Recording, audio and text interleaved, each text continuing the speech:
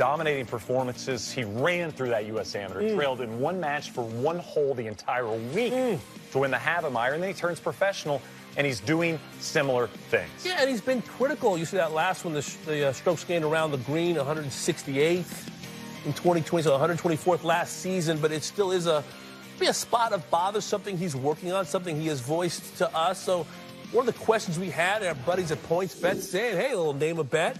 Yeah, I threw this at him late last year, if you remember. Right? Yeah. Number one. Will Viktor Hovland get to number one in the world? And, I mean, you know, you think about how many players there are that are up there, and you got to pass a Colin Morikawa and a John Rahm and all these names, and that is, quote-unquote, only plus 650. I feel like PointsBet agrees with me on this. Yeah, I love the name a bet.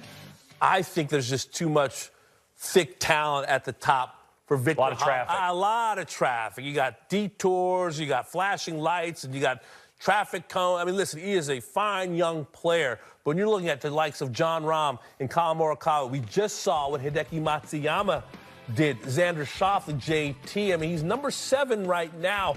And you look at these players, you know, John Rahm, major champ. Morikawa, major champ. DJ, major champ. Cantley, FedEx Cup champ. JT, major champ. FedEx Cup champ. Players champ. I mean, you're talking gold medalist in Xander. I think that for Viktor Hovland to become the number 1 player in the world, he's going to have to play better in the major championships. At this point, very young career. Right. Doesn't have a top 10 in the majors. And I think that there's a reason for that. I think it's because of his short game. I want to tell you something, Shane. Hideki Matsuyama ranked 2nd in scrambling when he won the Masters. Phil Mickelson had positive strokes gained around the green every round at the PGA. John Rahm, top 10 in scrambling on the way to winning at Torrey Pines. Morikawa, 3rd in the field in scrambling at the Open. It is a gap in the resume. It is a weakness in an otherwise sterling game. Can he turn it into a strength, or at least serviceable to get to number 1 in the world? He's going to need that arrow in his quiver. Needs a little bit of a better major resume. I'm not going to say a much better major resume. You mentioned no top 10s. He's finished 12th a couple times and 13th, and he's never missed a cut in a major championship. He's played solid golf in majors. He just hasn't really got himself into contention yet. And I agree with you. You have to do that to be considered one of the best golfers in the world. Colin Morikawa is there all the time. Correct. John Rahm is there all the time. I just don't see those guys giving up much. Agree with you. I mean, so I think that Viktor Hovland would have to do something very, very special this season. I mean, what do you see in the offing for him? Is it a major championship this year? Is it just more comfort there? Is it the 12th and 13th become 2nd, 3rds, and 5ths in your mind? I feel like you've got to get better in the majors and just basically getting better in terms of getting yourself in contention in the major championships. Because, again, that has been the hole in the resume, if there is a hole in the resume to this point. I mean, he's only played 2 full seasons of major championships to this point.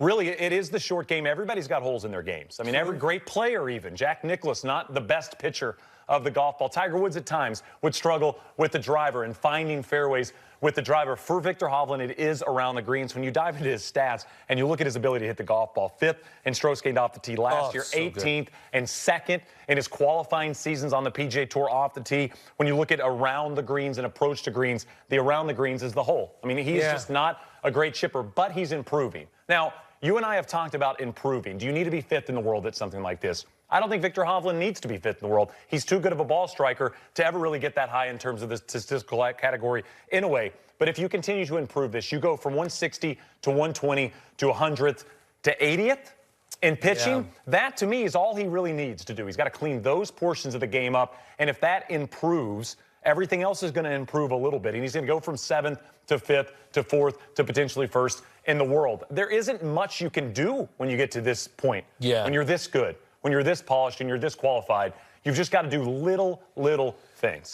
You can't play defense either, though. You can't block John Rahm's shot at this point. You're not going to tackle Hideki Matsuyama. You can try. You can try, and maybe some have at some point in this great game. But I just think because of those deficits, and I wonder, you know, when you look at a Colin Morikawa, when I think about his Open, I think about his scrambling. And I think about the fact that he was, you know, Jordan Spieth breathing down his neck, and Colin Morikawa would not be denied getting up and down, saving shots around the green, and like you said, making the putts when it counted. I just wonder on those stressful Sundays, on these golf courses that ask the biggest questions, that's when we're going to see, you know, if 124th can be 80th or 70th, because those golf courses are harder. The stress level is higher. You miss more greens. You miss more greens, and the players are better, and the ranking points are obviously thicker and higher as well. So I just wonder, putting himself alongside a Jon Rahm or a Justin Thomas or Hideki Matsuyama, will he be able to hang and miss greens